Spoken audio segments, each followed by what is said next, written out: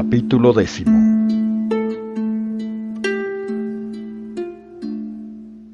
Entraron los marañones en Borburata, alojándose cómodamente en las casas vacías.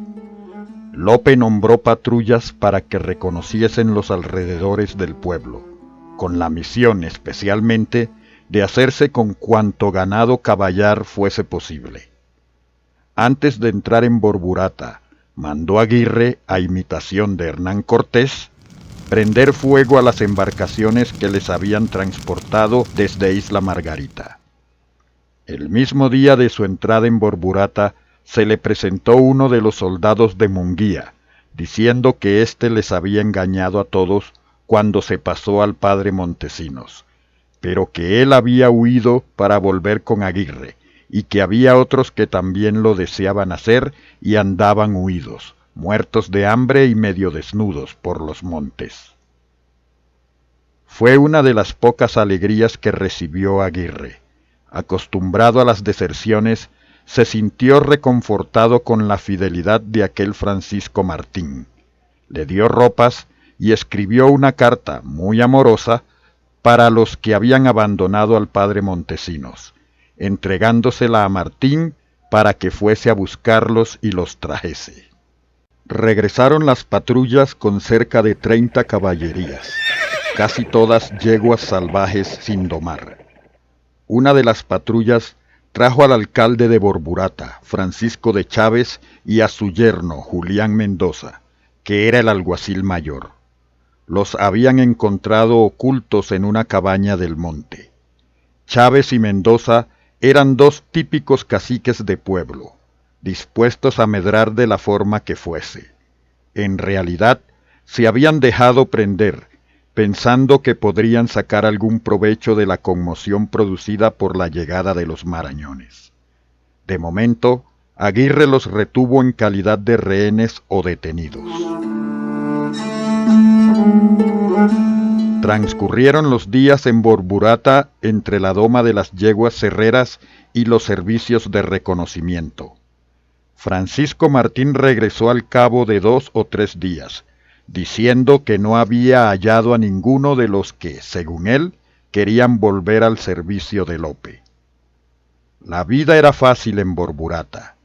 No les faltaba comida, que habían dejado abandonada a los vecinos en su huida, y las barricas de vino que desembarcaron de la nave les proporcionaban bebida en tal abundancia como nunca lo pudieron soñar.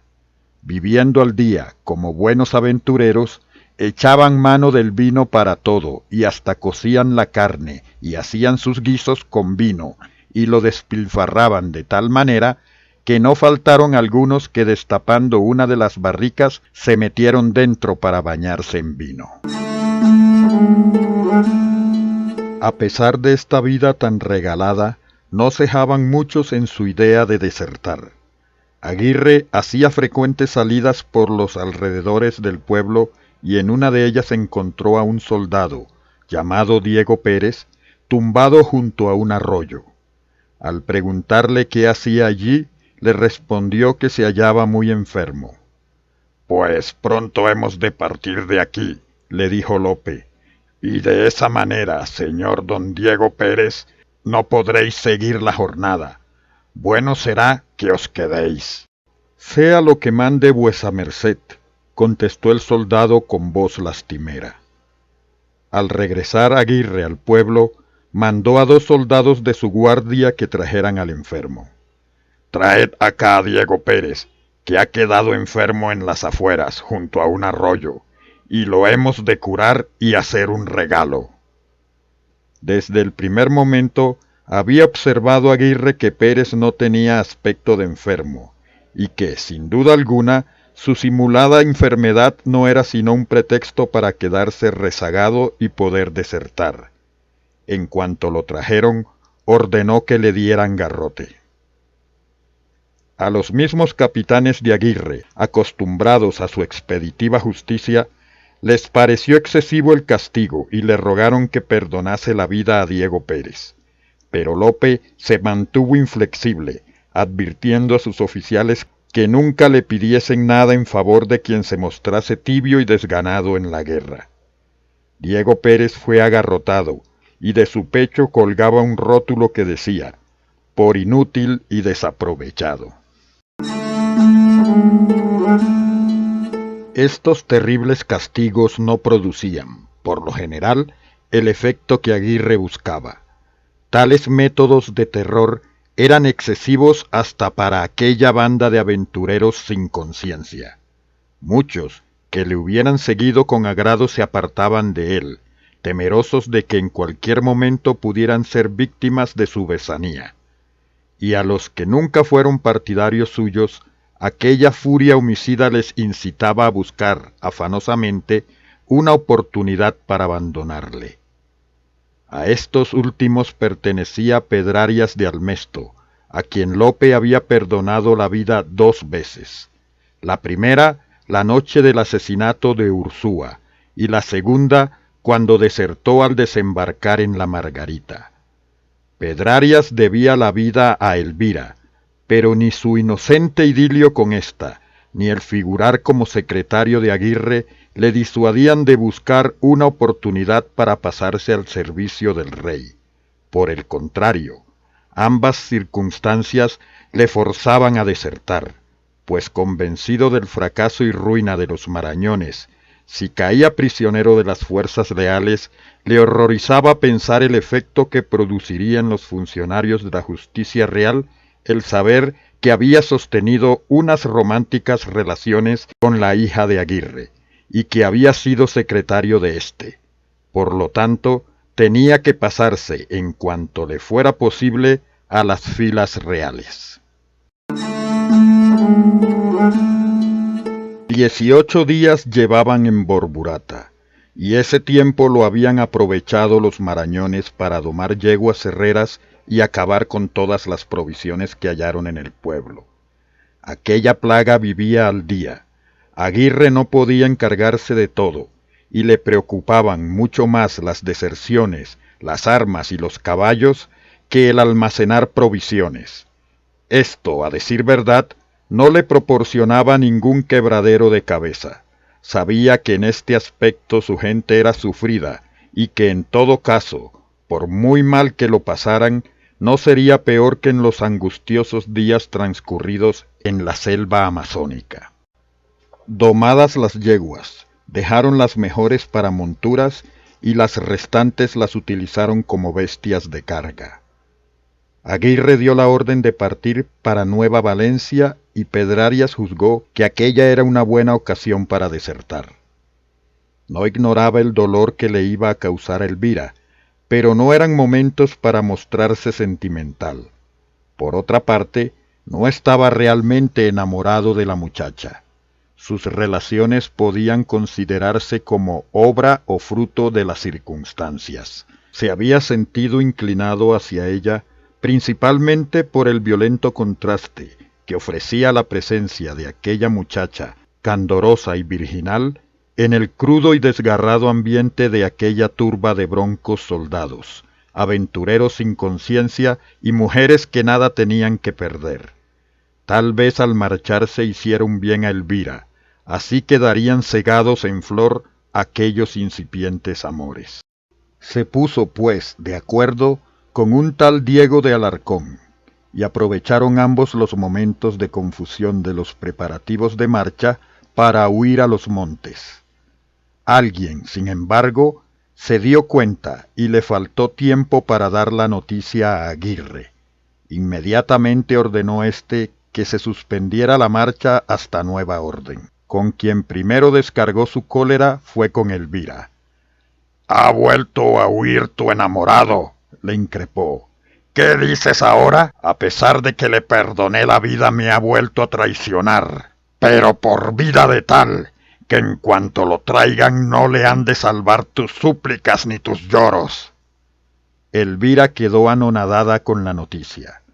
La bella ilusión que mecía sus sueños se desvanecía ahora entre las silenciosas lágrimas que resbalaban por sus mejillas.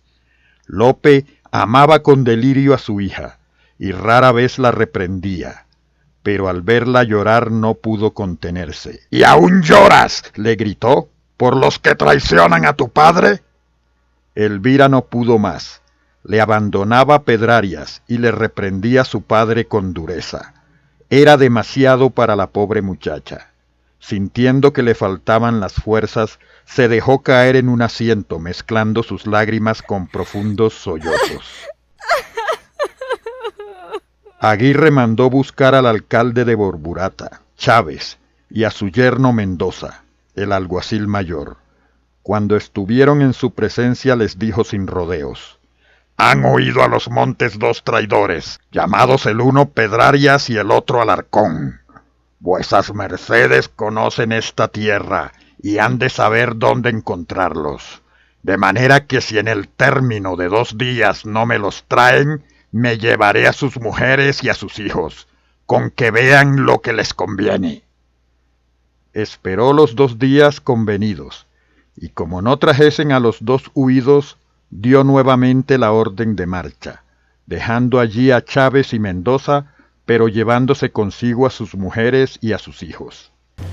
En el transcurso de la marcha, tuvieron que atravesar una sierra árida y pedregosa, de empinadas cuestas, sin aguas y sin árboles que ofrecieran una sombra bienhechora, para resguardarse de los abrasadores rayos del sol. La ascensión fue haciéndose cada vez más difícil. Como las caballerías iban sobrecargadas, hubo que quitarles peso para que pudiesen avanzar por cuestas tan pronunciadas, repartiendo la carga de las bestias entre los soldados, cuya marcha ya era de por sí penosa con el embarazo de la armadura y el peso de las armas.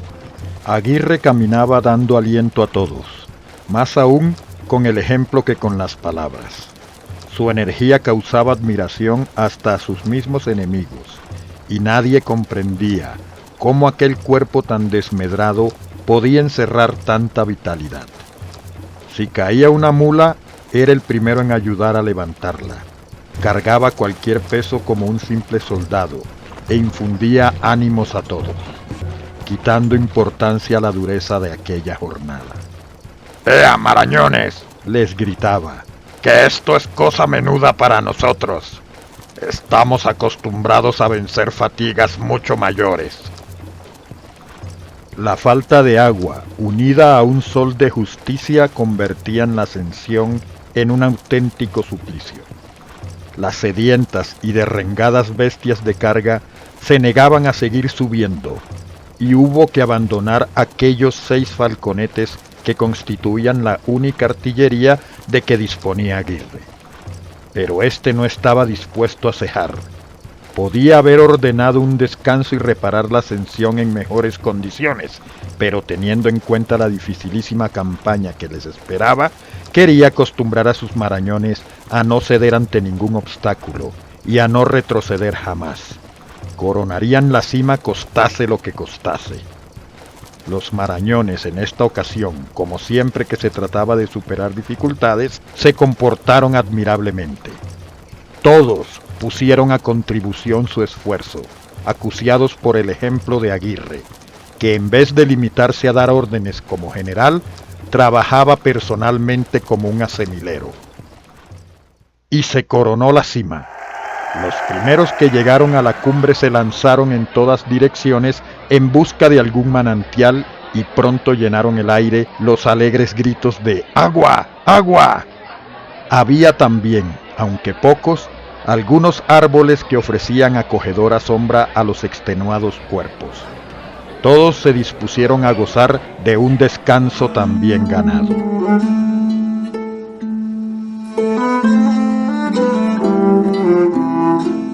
Mejor dicho, todos no. Hubo uno que en cuanto llegó a la cima, ni fue en busca de agua ni se acogió a la sombra de ningún árbol. Se despojó de sus armas, se quitó la cota y la celada y se dejó caer en tierra con el rostro desencajado. Era Lope de Aguirre.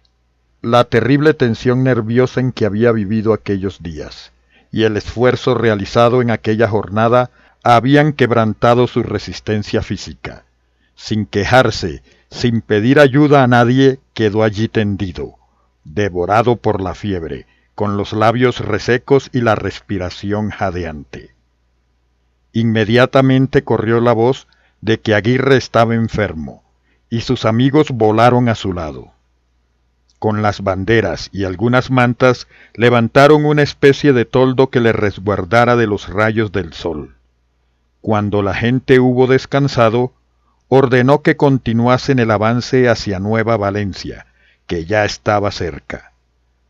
Mientras el grueso de la fuerza reemprendía la marcha, se habilitó, a modo de ambulancia, una hamaca sostenida por palos para transportar a Lope, y de esta forma fue llevado el enfermo a hombros de sus servidores.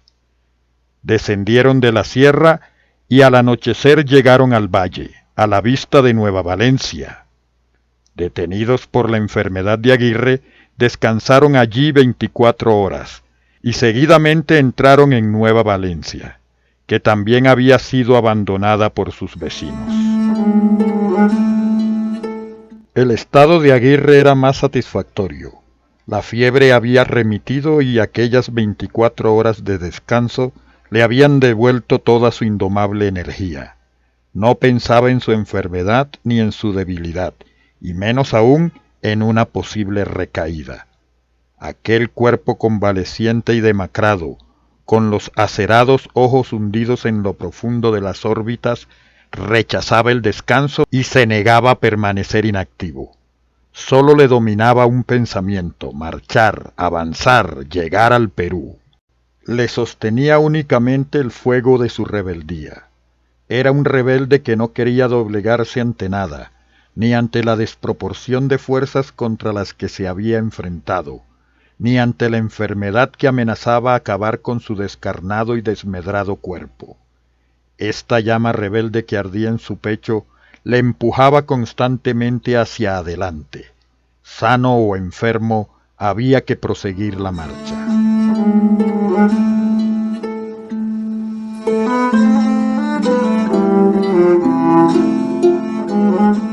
En tanto que los marañones entraban en Nueva Valencia, Pedrarias y Alarcón andaban huidos por los montes.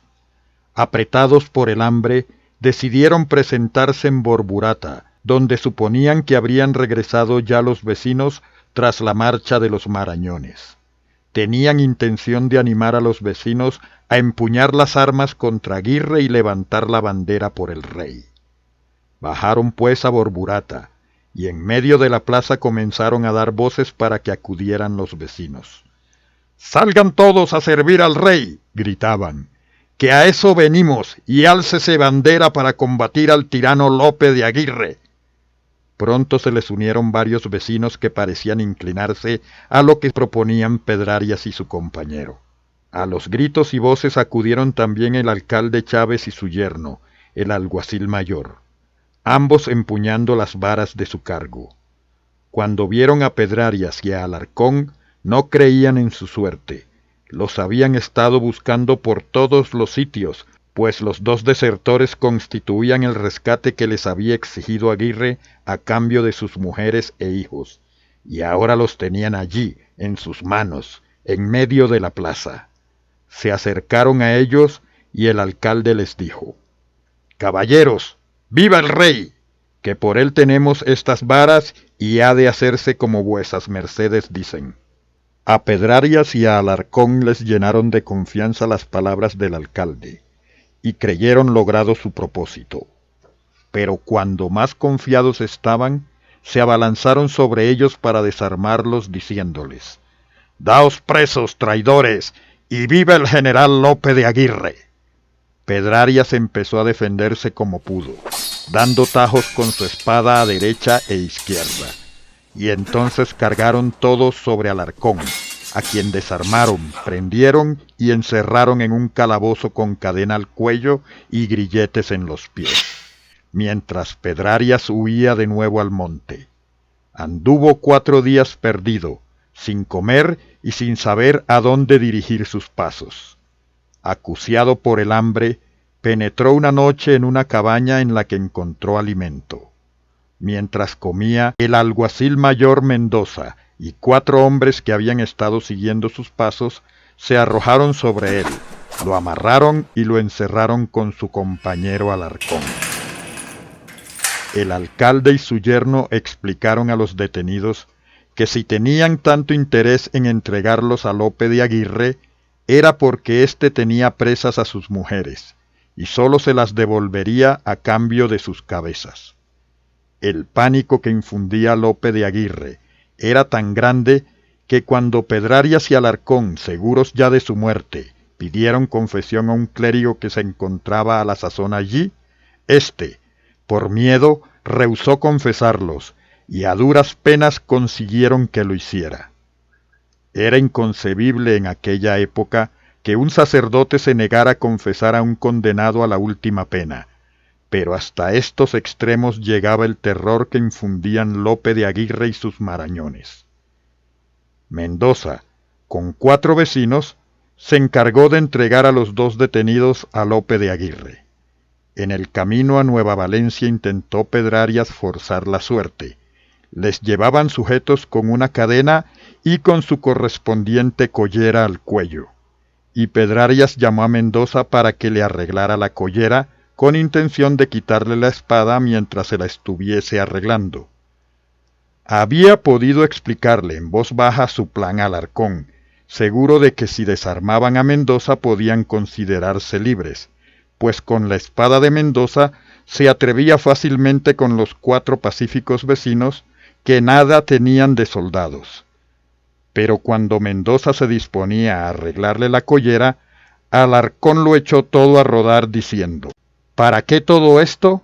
Mejor es morir de una vez como cristianos.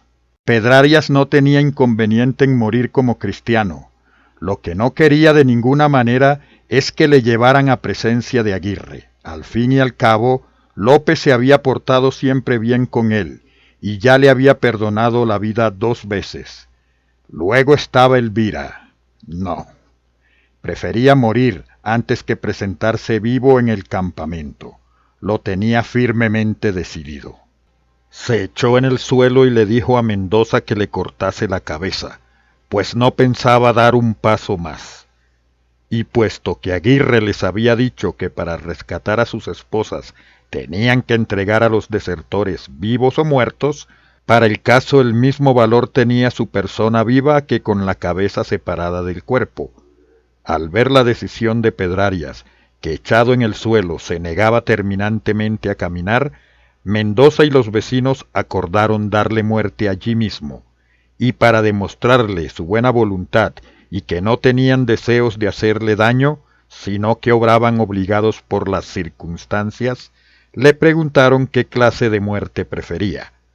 Pedrarias les respondió que, para acabar cuanto antes, afilasen bien una espada y le cortasen el pescuezo. Mendoza pasó la espada por una piedra, y como no se sentía muy animado a cortar ninguna cabeza, le dijo a Pedrarias que lo pensase bien, que mientras había vida había esperanza. No hay más esperanza, repuso Pedrarias, sino que me suelte vuesa merced, pues lo que está haciendo es una gran traición. ¿Es así como vuesa merced sirve al rey? Yo quiero y deseo el servicio del rey, replicó Mendoza, pero también quiero a mi mujer y a mis hijos. Pues haga lo que tenga que hacer, acabó Pedrarias. Mendoza, viendo que era inútil seguir discutiendo, cogió a Pedrarias por la barba y le dijo que rezase el credo. Creo en Dios, dijo Pedrarias, y creo también que sois un gran traidor. Y se dispuso a morir. El alguacil mayor de Borburata no era hombre de guerra. Había ido a las Indias, no a conquistarlas, sino a probar fortuna, aprovechándose, de ser posible, de los esfuerzos y riesgos de los demás. Nunca había matado a nadie, y ahora tenía que matar a Pedrarias y además a sangre fría. Mendoza no las tenía todas consigo. Cogió la espada y, temblándole la mano, se la pasó 2 veces a Pedrarias por la garganta, sin que apenas le hiciera más que un ligero rasguño. Apretó más en el tercer intento, pero al ver saltar la sangre se echó para atrás, creyendo que lo había degollado como a un ternero, y dejó allí a Pedrarias con una buena herida en el pescuezo. Pedrarias se taponó la herida como pudo, y como Mendoza y los vecinos que iban con él no se sentían con arrestos para rebanarle el cuello, pudieron convencerle entre todos para que continuase la marcha.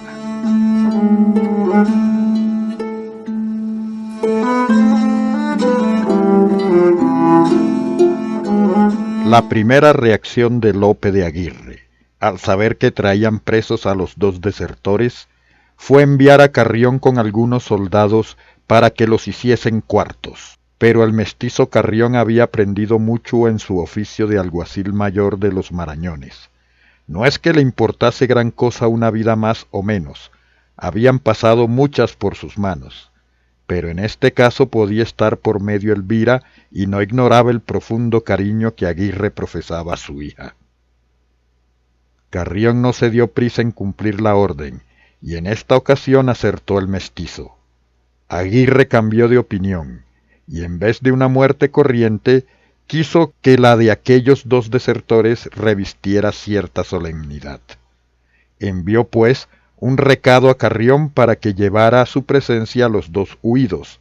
Los recibió en la plaza rodeado de sus marañones. Al llegar a su presencia se encaró con ellos. «Ah, señor Pedrarias, ¿os habéis dejado engañar por este bellaco de Alarcón? ¿Y preferíais servir al rey mejor que a mí? Pues por vida de tal, que llegáis los dos en buena hora. Hace tiempo que prometí hacer un tambor con la piel de dos marañones traidores, y ahora voy a poder cumplir mi promesa. Y veremos si el rey don Felipe, a quien queríais servir, es quien para impedirlo». Para dar más realce a la ceremonia de la ejecución, se dirigió a su casa para ponerse la cota y la celada.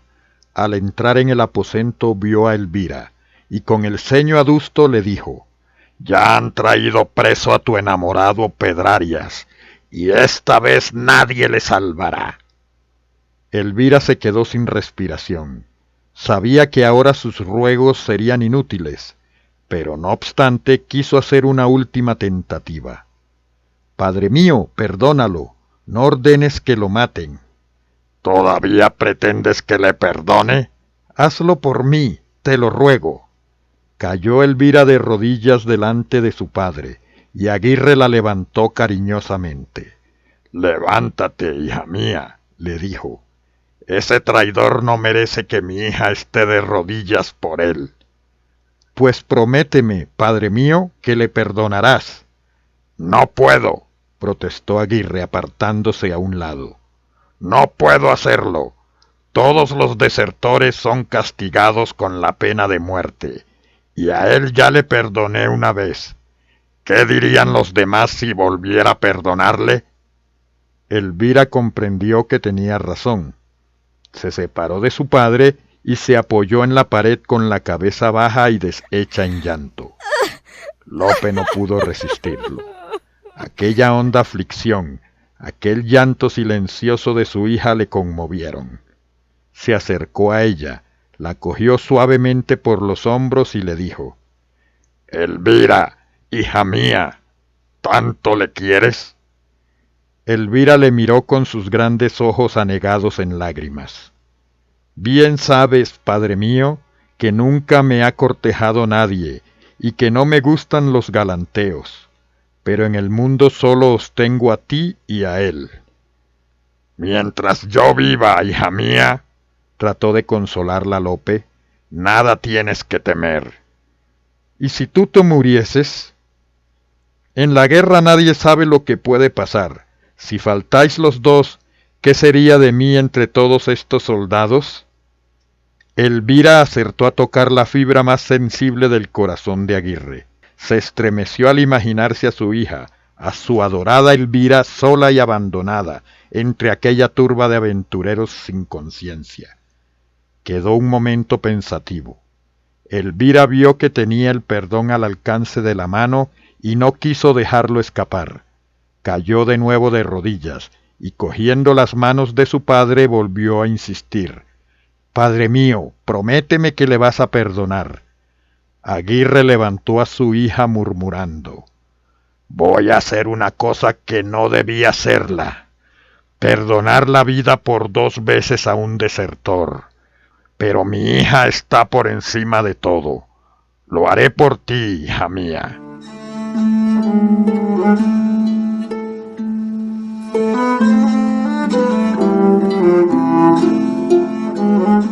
Mientras Aguirre se dirigía a la plaza, iba pensando en las razones que podría dar a sus soldados para perdonar por segunda vez la deserción de Pedrarias. Pero su fértil ingenio siempre encontraba recursos para todo. Estaba la plaza llena de soldados que habían acudido para contemplar la ejecución de los 2 desertores. Al llegar Aguirre le abrieron paso, y una vez junto a los reos se dirigió a los suyos diciéndoles: «Marañones, ahora vais a ver un acto de justicia muy singular, y que en tiempo de los gentiles ya lo usó un emperador romano. Y es que los jueces deben mirar no solo los hechos, sino también el alma y las intenciones de los acusados, para saber si obraron por propia maldad o fueron arrastrados por malos consejos. Y así», dijo señalando a Pedrarias y a Alarcón, «yo hago diferencia entre estos 2, pues Diego de Alarcón es un traidor que, como bien sabéis, siempre me quiso mal, y Pedrarias, en cambio, nunca me ha sido enemigo, pues hartas ocasiones tuvo de hacerme daño, siendo secretario mío, de manera que se ha de tener por cierto que ha sido arrastrado por los malos consejos de este bellaco de Alarcón. Yo, como buen juez, he de apreciar los hechos y la maldad de cada uno, y así a Pedrarias lo dejo en libertad, y a este traidor de Alarcón mando que se le haga cuartos para escarmiento de traidores». Paseó su mirada por los circunstantes para ver si percibía gestos de desagrado, pero todos escucharon sus palabras con el mayor silencio. Quedó Pedrarias en libertad y Carrión se dispuso a ejecutar la sentencia dictada contra Alarcón. Pero Aguirre le envió a decir que quería que la ejecución revistiera las mayores formalidades, como si tuviese lugar en la propia Castilla, en la misma corte de Felipe II. Y así se llevó a efecto, a golpe de pregón y con las formalidades de rigor. Montaron a Alarcón en un mulo a falta de un burro, que era la cabalgadura destinada para los reos, y lo pasearon por la ciudad y por las tiendas del campamento, precedido por un pregonero que de cuando en cuando se paraba para anunciar en alta voz: «Esta es la justicia que manda hacer Lope de Aguirre, fuerte caudillo de los Marañones.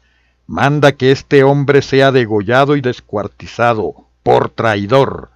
Quien tal hizo, que tal pague».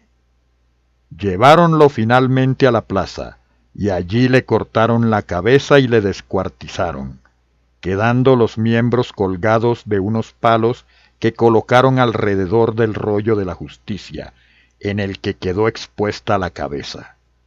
Faltaba el golpe de efecto que pusiera fin a aquella trágica escena, tan aparatosamente montada.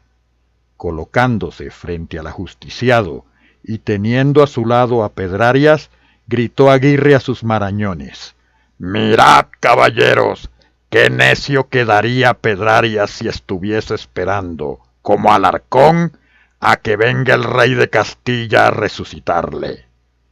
Y volviéndose a Pedrarias le advirtió con énfasis: «Abrid bien los ojos y mirad lo que hacéis, que el rey ni da vida ni sana heridas». Cierto que Pedrarias no debía su vida al rey, sino a la inocente Elvira. Los marañones no ignoraban la causa de esta singular sentencia, perdonando a uno y condenando a otro por el mismo delito. Pero nadie protestó, porque todos apreciaban el carácter sencillo y humilde de Elvira, que siempre, retirada al lado de su aya, jamás hizo valer su condición de hija idolatrada del fuerte caudillo. Pedrarias, Desagradecido y calculador, oculta en la relación que escribió su romántico idilio con la hija de Aguirre, temeroso de las consecuencias que de este hecho se pudieran derivar en el proceso que posteriormente se le abrió como a todos los marañones. Él, mejor que nadie, conocía el verdadero motivo de la increíble magnanimidad de Aguirre, pero no tuvo el valor de proclamarlo, y se limita a decir en su relación: «Fue cosa de gran milagro que Dios había inspirado en el tirano para no usar de su gran crueldad, y cosa que es insólita y que hasta allí el tirano no había usado con otro ninguno». Es una mancha que afea las indudables buenas cualidades de Pedrarias, y en su descargo sólo se puede alegar el respeto, o mejor dicho, el temor que a un pobre soldado de Indias pudiera inspirar la inflexible justicia española de aquel tiempo, que sin tener en cuenta posición, riquezas ni jerarquías, lo mismo procesaba y condenaba a un desconocido aventurero que a Gonzalo Pizarro, conquistador de inmenso prestigio, a Lanuza, justicia de Aragón, o a Antonio Pérez, todopoderoso ministro de Felipe II. Fin de capítulo 10.